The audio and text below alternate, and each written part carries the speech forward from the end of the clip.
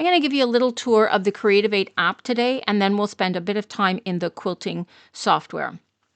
I know that I'm in the Creativate app because of this purple background at the top of the screen.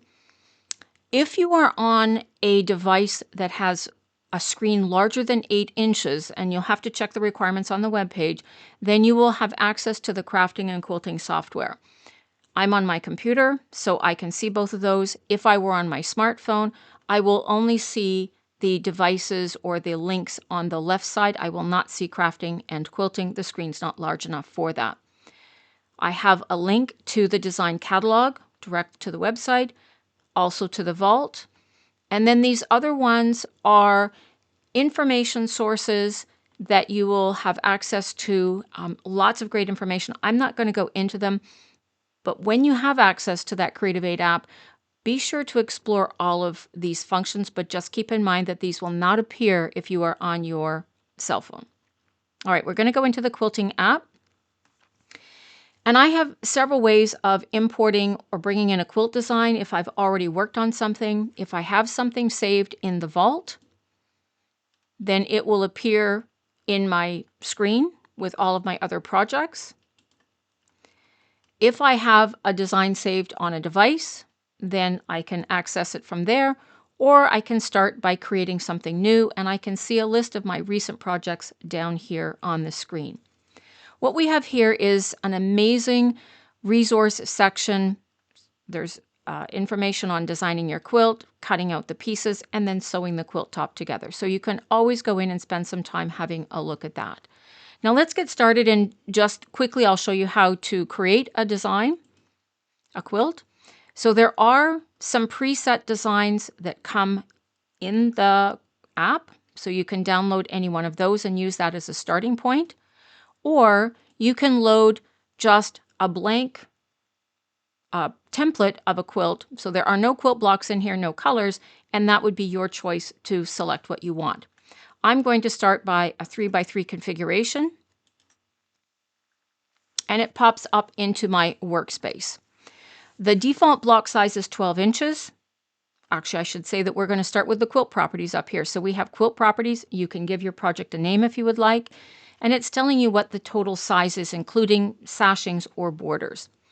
I want to start with my quilt block size, and I'm going to bring it down to 8 inches. And you'll notice that it's going to change it proportionally. It's going to keep it in a square. And then I move on to sashing. Do I want sashing or not? I do. So I'm going to select yes. And when I select yes, it gives me several options here. So I have several styles of sashing that I can include. I'm going to keep it with the cornerstones. And I can have a sashed border or not. And I like a sashed border, so I'm going to include that. And then I can also change the width. I'm going to leave it at 2 inches. That's fine. If I wanted to change the color of the fabrics, then I could do that as well. If I wanted to change that teal to purple, I have the option to do that. The next step that we're going to do is to change the border width if we want. So it's currently at 2 inches. I'm going to set it at 3. And if I want to change the fabric, I can change the fabric of that as well. And we'll give it a teal color. All right. If I want to change the rest of the fabric colors, I could do that. I'm going to leave them as they are for right now. And I'm going to go into the quilt blocks. So you'll notice that there are 9 quilt blocks in this design. I have 9 blocks over here. I can multi-select blocks if I want. I'm using the control feature on my keyboard. And I'm choosing all the corner blocks. You can see that they're chosen because they are highlighted. And I'm going to select that button on the right-hand side, which is my quilt block design. And I'm going to choose the Road to Oklahoma block. And it automatically defaults it in. It has a preset color. I'm okay with that. Now I want to rotate the blocks. So I'm going to deselect all the blocks.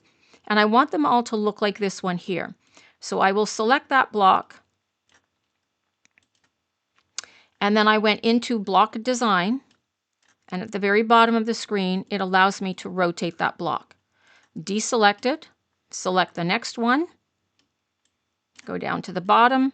We're going to rotate that and deselect it. And then the next one, again, we're going to go to the bottom and we're going to rotate it so that all of them are facing in with that same color.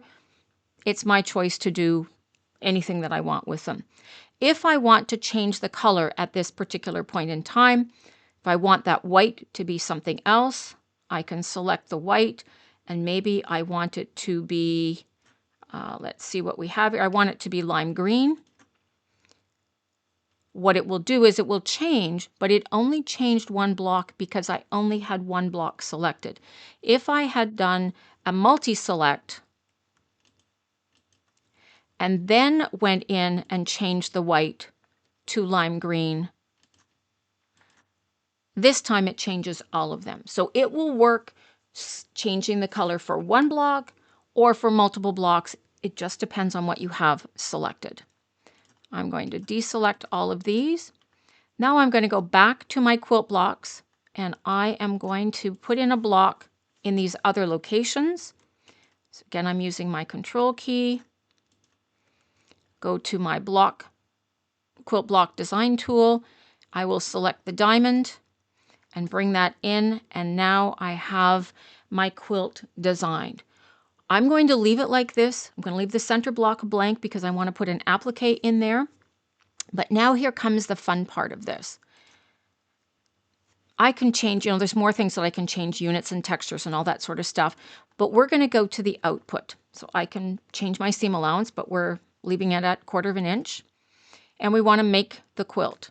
So there will be a map giving me the instructions. If I'm new to quilting and I don't know the order of the sewing process, I have the order of the sewing process right here. And you can see as I click along, it's showing me from step 1 to the end how it goes together. And I can print those instructions if I would like. But this is the best part. This allows me now to send the cutting instructions for those quilt blocks, including the seam allowance, to Momento, which is the 24-inch digital cutter. And I'm going to leave it right here because I am going to cut this out and you'll see how it works. But I wanted to just give you an overview of how, and we're just going to close back here, how you can create simple quilts using the quilting software within the Creativate app.